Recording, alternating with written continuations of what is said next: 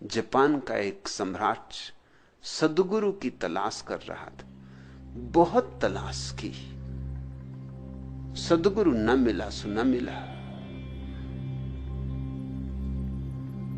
जो जो नाम ज्ञात थे, परिचित थे, पहचाने थे, वहां वहां गया, लेकिन तृप्ति न हुई। अपने बूढ़े वजीर से पूछा कि मैं तो युवा हूं, तुम तो बूढ़े हुए, तुम्हें तो कुछ पता होगा, कोई तो ऐसा आदमी होगा। वो बूढ़ा हंसने लगा। उसने कहा, आदमी तो है, लेकिन तुम न पहचान सकोगे, क्योंकि सच्चा सद्गुरु बिल्कुल सहज स्वाभाविक होगा। उसमें कोई सींग थोड़ी निकले होते जो तुम पहचान लोगे। तुम तलाश कर रहे हो किसी उल्टे सीधे आदमी की। लोग तो मिलेंगे बहुत उल्टे सीधे, मगर जो अभी खुद ही उल्टे सीधे, वो तुम्हें क्या लाख उपाय भी करें तो मार्गदर्शन दे सकेंगे, तुम्हें भी और अस्त व्यस्त कर देंगे। तुम वैसे ही अराजक अवस्था में हो, वो तुम्हें और अराजक कर देंगे। मैं एक आदमी को जानता हूं,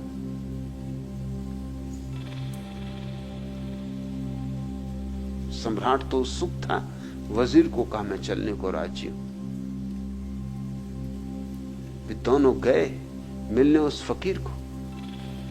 वजीर तो चरणों पर गिर पड़ा फकीर के, लेकिन सम्राट उस आदमी को देख के इस योग्य न पाया कि इसके चरणों में गिरे। आदमी बिल्कुल साधारण था और काम भी क्या कर रहा था, लकड़ियां काट रहा था। अब कहीं सद्गुरु लकड़ी काटते कि कहीं महावीर लकड़ी काटते मिल जाएं, कि बुद्ध लकड़ी काटते मिल जाएं, सद्गुरु कहीं लकड़ियां काटते। सम्राट ने अपने वजीर से कहा कि यह आदमी लकड़ियां काट रहा है, इसकी क्या खूबी है? वजीर ने कहा, इसकी यही खूबी है, इसी से पूछो कि इसकी साधना क्या है। तो पूछा फकीर से कि तेरी साधना क्या है। फकीर कोई और न था, ज़ेन सद्गुरु था बोकोज। उसने कहा, मेरी कोई साधना नहीं, जब भूख लगती है तो भोजन कर लेता हूं, और जब नींद आती तो सो जाता हूं। मेरी कोई और साधना नहीं। सम्राट ने कहा, लेकिन ये कोई साधना हुई? ये भी कोई साधना हुई? यह तो हम सभी करते हैं, जब भूख लगती भोजन करते, जब नींद आती सो जाते। बोकुज ने कहा कि नहीं, इतने जल्दी निष्कर्ष ना लो। कई बार तुम्हें भूख नहीं लगती और तुम भोजन करते हो, और कई बार तुम्हें भूख लगती है और तुम भोजन नहीं करते, और कई बार तुम्हें नींद आती है और तुम सोते नहीं, और कई बार तुम्हें नींद नहीं आती और तुम सोने की चेष्टा करते हो। इतना ही नहीं, तुम जब भोजन करते हो तब और भी 1000 काम करते हो। यंत्रवत भोजन करते रहते हो, और मन न मालूम किन किन लोकों में भागा रहता है। और जब तुम सोते हो तब तुम सिर्फ सोते ही नहीं, कितने कितने सपने देखते हो, कहां कहां नहीं जाते, क्या क्या नहीं करते।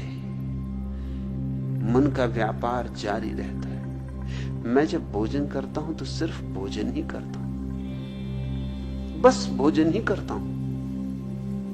उस वक्त भोजन करने के सिवाय भोकुजू में और कुछ भी नहीं होता है। और जब सोता हूं तो सिर्फ सोता हूं, उस समय सोने के सिवाय भोकुजू में और कुछ भी नहीं होता। और जब मुझे नींद आती तो मैं एक क्षण भी टालता नहीं, तत्क्षण सो जाता।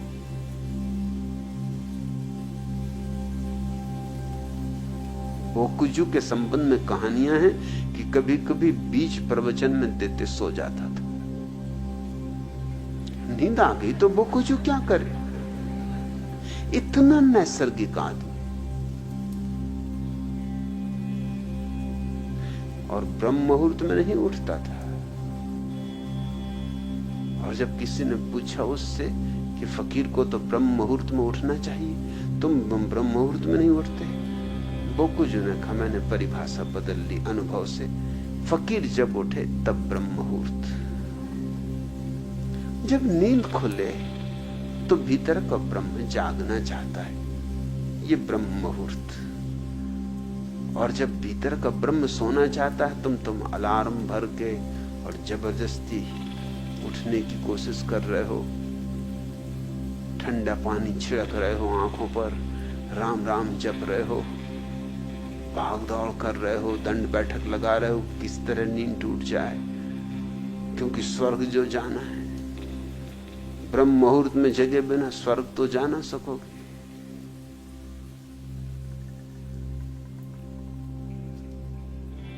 बोकुजू कहता, जब नींद खुल गई तब ब्रह्म मुहूर्त। तो कभी कभी दोपहर तक सोया रहता और कभी कभी आधी रात तक जागा रहता। जब नींद आएगी तब सोएगा, जब भूख लगी तो भोजन करेगा। कभी कभी दिन 2 दिन बीत जाते और भोजन न करता, वह उपवास न था। और कभी कभी दिन में 2 बार भोजन करता। इतना नैसर्गिक, मगर ऐसे आदमी से कौन प्रभावित हो? हम तो उल्टे सीधे लोगों से प्रभावित होते। इसलिए भगोड़ों ने मनुष्य को बहुत ज्यादा प्रभावित किया।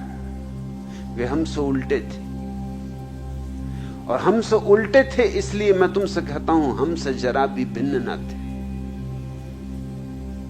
हम जैसे ही थे, बस हम पैर के बल खड़े हैं, वो सिर के बल खड़े थे। हम सोने के पीछे दीवाने, वो डरते थे कि कहीं सोना छू ना जाए। हम स्त्रियों के पीछे भागे जा रहे हैं, वो स्त्रियों के प्रति पीठ करके भागे जा रहे थे, मगर भाग जारी थी और दोनों का केंद्र स्त्री थी। एक स्त्री की तरफ भाग रहा है, एक स्त्री से भाग रहा है, मगर दोनों की नजर स्त्री पर अटकी।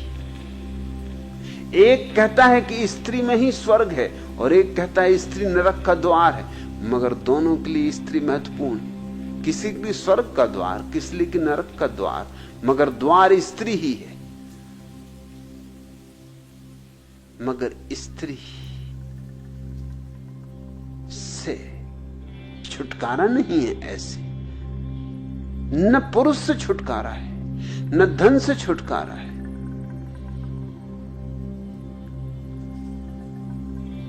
विश्राम बनाने के लिए,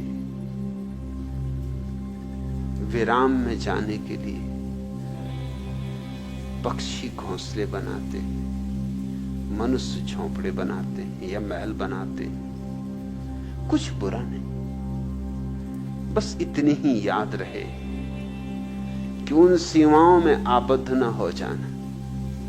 वे सीमाएं तुम्हारी सीमाएं नहीं, कोई सीमा तुम्हारी सीमा नहीं।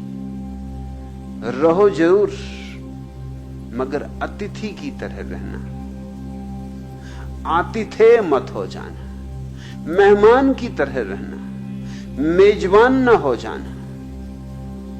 तो फिर तुम जहां हो वहीं सन्यासी हो। आनंद मैत्रेय, तुमने पूछा कि विश्राम के लिए अनंत आकाश में उड़ने वाला पक्षी घास का छोटा सा घोंसला बनाता है। वो उड़ने के लिए जरूरी है। उड़ने के लिए शक्ति संयोजित करनी होगी, जागने के लिए सोना होगा, भागने के लिए बैठना होगा।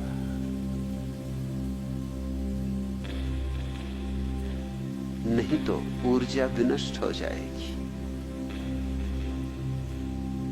वह घोंसला आकाश का दुश्मन नहीं, संगी साथी, आकाश का हिस्सा है, आकाश ही है।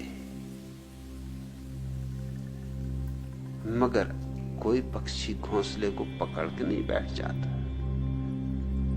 तुमने देखा अंडे फूटते हैं, नए पक्षी पैदा होते हैं, रुकते हैं तब तक घोंसले में जब तक उड़ने के योग्य नहीं हो जाते, और जिस दिन उड़े कि उड़े, फिर लौट कर आते ही नहीं।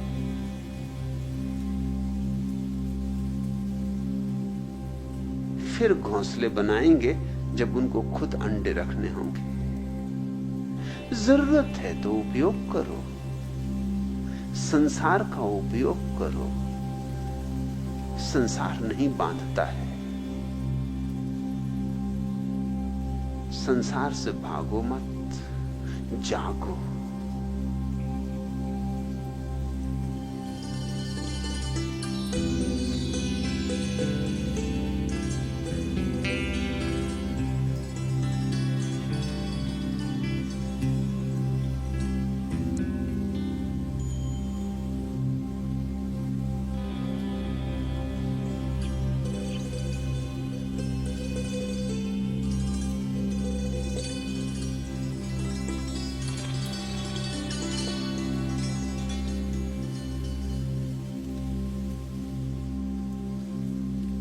पहला प्रश्न, विश्राम के लिए अनंत आकाश में उड़ने वाला पक्षी घास का छोटा सा घोंसला बनाता है, और विश्राम के लिए आदमी ने पहले गुफा खोजी और फिर झोपड़ा और मकान बनाया, और आप आज अनहद में विश्राम की चर्चा शुरू कर रहे हैं। यह अनहद में विश्राम क्या है, यह हमें समझाने की कृपा करें। आनंद मैत्रेय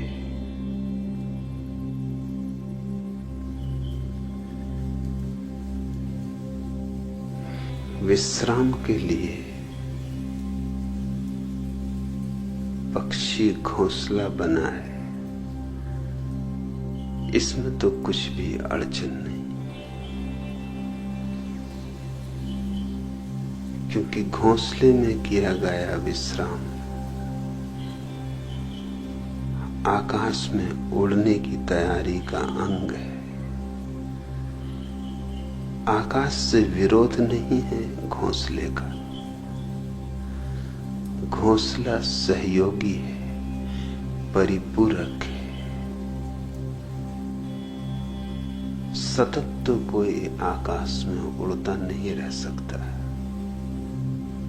देह तो थकेगी,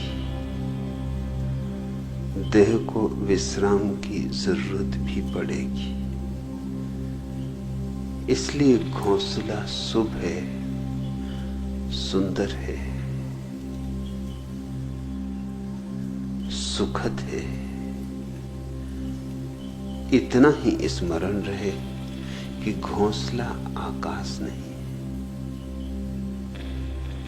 सुबह उड़ जाना है,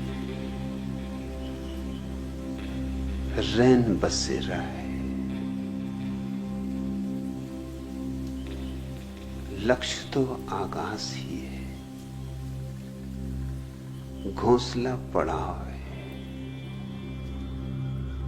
गंतव्य है, मंजिल वह तो अनंत आकाश है,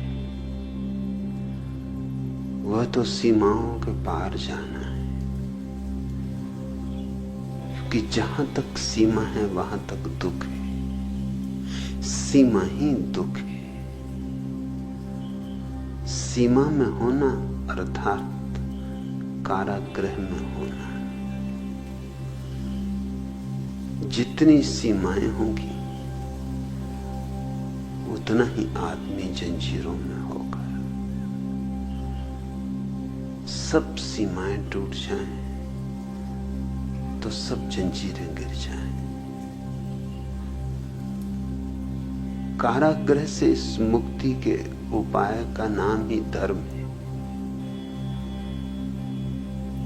संसार का अर्थ है कारागृह से चिपट जाना, कारागृह को पकड़ लेना,